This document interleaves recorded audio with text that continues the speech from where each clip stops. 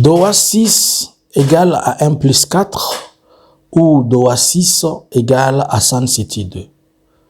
Plusieurs analystes, plusieurs personnes sont en train de dire que Doha 6 va nous conduire à 1 plus 4. Mais j'ai un avis contraire, peut-être mon analyse sera purement contraire. Je peux être pour et contre. Pour votre information, qu'aujourd'hui nous sommes le 22, dans une semaine pratiquement, les délégations de la République démocratique du Congo, dont on reste à savoir, elle sera conduite par la même personne ou par qui, ainsi que celui des l'AFC bar M23 vont se retrouver à Doha cette fois-ci pour signer un accord de paix. Bonjour, bonsoir. Nous vous saluons de partout où vous êtes en train de nous suivre. Vous tous qui nous écoutez et vous qui ne cessez d'être nos abonnés, abonnez-vous. Restez connectés sur Analysons Congo. Partagez et les mettez sexy dans le favori, vous en aurez peut-être besoin. Nous venons réfléchir et analyser ensemble. Merci, laissez-nous un commentaire, ça nous fera du bien. Nous avons tous suivi par le voie des ondes, par des communiqués, que le président Félix s'apprêterait à signer une ordonnance ou bien s'apprêterait à signer l'autorisation sur le dialogue ou je ne sais pas si ça va être la cohésion encore ou bien le dialogue intercongolais, formule 2 ou je ne sais comment. Mais nous connaissons tous que la formule de dialogue intercongolais, Félix est en train de vouloir partir sur le même schéma que ce que Kabila a fait 1 plus 4, c'est-à-dire le président Kabila, avec 4 groupes, avec les 4 vice-présidents. Les contextes sont presque les mêmes, mais ils ne sont pas similaires. Je ne vois pas comment Doha peut-il produire 1 plus 4. Je vais m'expliquer. La question qu'on se pose et que je vais poser à tout le monde. Le gouvernement de Kinshasa est-il en train de négocier avec Kabila? Ou bien le gouvernement de Kinshasa est en train de négocier avec l'AFC bar M23? Si le gouvernement de Kinshasa négocie avec l'AFC bar M23, cela sous-entend dire que c'est avec Kabila qu'il négocie. Et s'il négocie avec Kabila, cela veut dire que Kabila n'a plus droit d'être poursuivi et Kabila n'a plus droit d'être encore. Ces immunités ne doivent pas être levées puisque ces derniers étant reconnus par le gouvernement de Kinshasa, qui prétend et qui dit qu'il est le chef de la délégation, il est le chef, le patron du M23, donc il n'y a plus droit de dire que Kabila ne se retrouve pas. Est-ce qu'on peut dire, les gens criaient, disaient, vous voyez, Kabila ne se retrouve ni dans l'accord de Washington, ni dans l'accord de Doha. Dans l'accord de Washington, c'est tout à fait normal puisque ça concerne l'État congolais et l'État rwandais. Dans l'accord de Doha, Kabila est-il le patron de l'AFC bar M23? C'est ce que Kinshasa dit. Alors, Kinshasa n'a plus droit de le prendre pour ennemi et n'a plus le droit de le prendre pour qui que ce soit. Il n'y a que la politique de confusion de ceux-là qui disent le pour et le contre à la fois, de ceux-là qui soufflent le froid et le chaud, de ceux-là qui disent oui et non à la seconde, qui peut pousser certaines personnes à comprendre. Si ce n'est la confusion, qu'est-ce que cela expliquerait encore? Kabila a-t-il gagné donc? Si le M23 a eu la suprématie par rapport à cette situation, cela veut dire que Kabila a fait tomber encore une seconde fois par terre Félix. À vous de répondre. Alors, est-ce que Doha 6, pourquoi j'appelle Doha 6? Puisque on a signé l'accord, le préalable de l'accord, ou bien le canevas de l'accord, après qu'il y ait 5 rounds à Doha. Donc, la fois prochaine, le 29, quand ils vont se retrouver, ça va être Doha 6. Et en se retrouvant sur Doha 6, est-ce que Doha 6 va-t-il nous amener vers 1 plus 4? Doha 6 ne va pas nous amener vers 1 plus 4, mais Doha 6 serait en train de préparer la voie pour 1 plus 4. Je m'explique. Nous ne savons pas si ça va être Doha 6 ou ça va être Doha 7 ou comment. On ne sait pas si directement quand ils vont se retrouver, les divergences qu'ils avaient, ils vont directement le planifier et passer par une signature. Ça, on ne sait pas. Mais peut-être après, ils vont s'arranger, ils vont se retrouver. Mais toute la question, est-ce que nous allons vers 1 plus 4 à Doha? Non. Vous allez comprendre que la différence qu'il y a entre Doha et Sun City, elle est tellement large et profonde. Sun City, on regroupait tout le monde.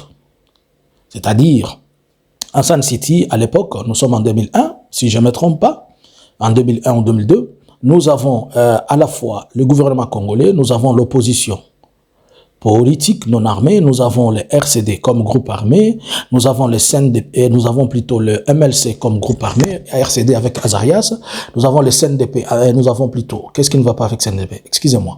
Nous avons le MLC avec Jean-Pierre Bemba, nous avons le RCD KML avec le Mboussa.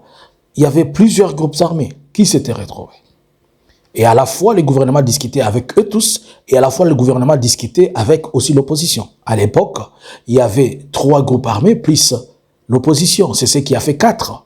Donc, il y avait 3 groupes armés, et le RCD, le MLC et les RCD-KML, plus l'opposition non armée, tout autour du pouvoir. Et à cette époque, le pays n'avait pas encore une constitution écrite, une constitution établie. La différence, c'est que maintenant, nous sommes à l'époque où il y a une constitution et que eux-mêmes, le gouvernement est en train de dire que ce qui est bon avec cet accord, c'est puisque on est en train de partir dans la logique de la constitution. Personne ne va aller au-delà de la constitution. Or, au-delà de la constitution ne prévoit que 2 mandats. Or, le président ayant déjà fait ces 2 mandats, il ne peut pas obtenir le 3e.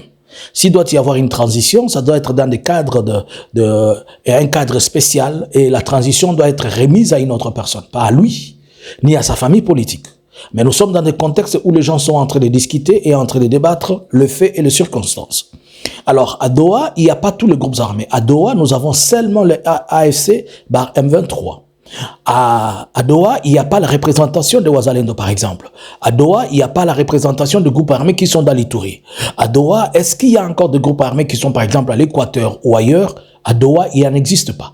Donc, c'est difficile de dire que Doha va nous amener à 1+4. Par contre, Doha est en train de faire 1+1 plus plusieurs.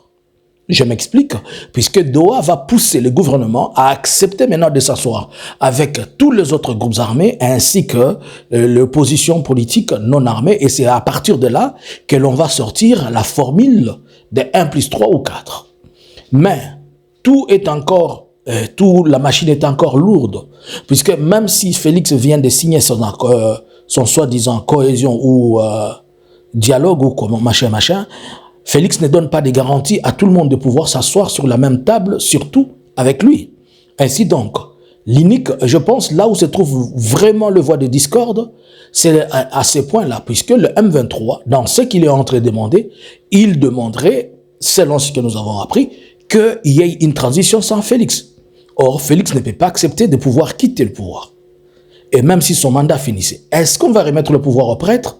Allons-nous revenir à la formule de la conférence nationale souveraine? Point d'interrogation. Alors, de l'autre côté, nous avons des piliers et des poumons de la politique. Nous avons les Katumbi, nous avons les Félix et le Fayoulou, nous avons les Kabila, nous avons tout le monde. Vont-ils être à l'aise de se retrouver à Kinshasa pour discuter? Non, jamais. Où peuvent-ils aller? Et si est aussi exiger le gouvernement de Kinshasa de se retrouver au Rwanda, par exemple, puisque peut-être ils peuvent se dire qu'ils sont sécurisés, est-ce qu'il viendra là-bas? Est-ce qu'il faut encore aller seulement à l'étranger, par exemple dans des pays européens, pour en parler? Je ne pense pas. Et si le gouvernement de Kinshasa demande à tout le monde d'aller en Angola, personne ne va se sentir à l'aise à cause des affinités et des reproches et des liens closes avec le président angolais et Félix. Cependant, même le président angolais et Félix aujourd'hui, ils ne sont pas tellement en bon terme, puisque Félix l'aurait vraiment pris pour une bête en prenant tous les efforts qu'il a fait et les amener aux Américains. Donc, l'Afrique du Sud peut-elle nous ouvrir les portes des bons offices? Tout est possible. Mais alors, qu'est-ce qui va se passer? Doha va exiger qu'il y ait une négociation avec le gouvernement, et après que Doha ait obtenu ce qu'il va avoir, dans Doha, certainement, on va exiger encore au gouvernement de faire maintenant amener le problème à l'interne. Et c'est à l'interne où maintenant le M23 étant une force, un élément dans les éléments, on va prendre tous les éléments, par exemple, de l'Ituri, on va prendre tous les éléments du Sud Kivu, tous les éléments du Nord Kivu, on va constituer des blocs, et là je suis sûr que peut-être on aura des blocs. Un bloc gouvernemental, un bloc de l'opposition armée, un bloc de l'opposition non armée, et la société civile qui vont constituer 4 blocs, les gens vont s'asseoir, ils vont parler. C'est peut-être dans ces formules-là que Doha va déclencher 1+4. Mais Doha ne sera pas, pour moi, 1+4. Et vous, qu'est-ce que vous pensez? Allons-nous vers le déclenchement de 1 plus 4 ou comment? Est-ce que nous allons assister à une transition sans Félix? Je ne pense pas. C'est possible que Félix abandonne le pouvoir. C'est possible que Félix, son mandat finisse. Mais va-t-il déclarer qu'en 2025, depuis 2023, 2025, il n'a pas travaillé? Ce n'est pas l'affaire des Congolais. C'était lui le chef et il devait s'assumer du bien ainsi que du mauvais. Que pensez-vous? À vous les commentaires. Bonjour, bonsoir, restez connectés sur Analysons Congo. Bonjour.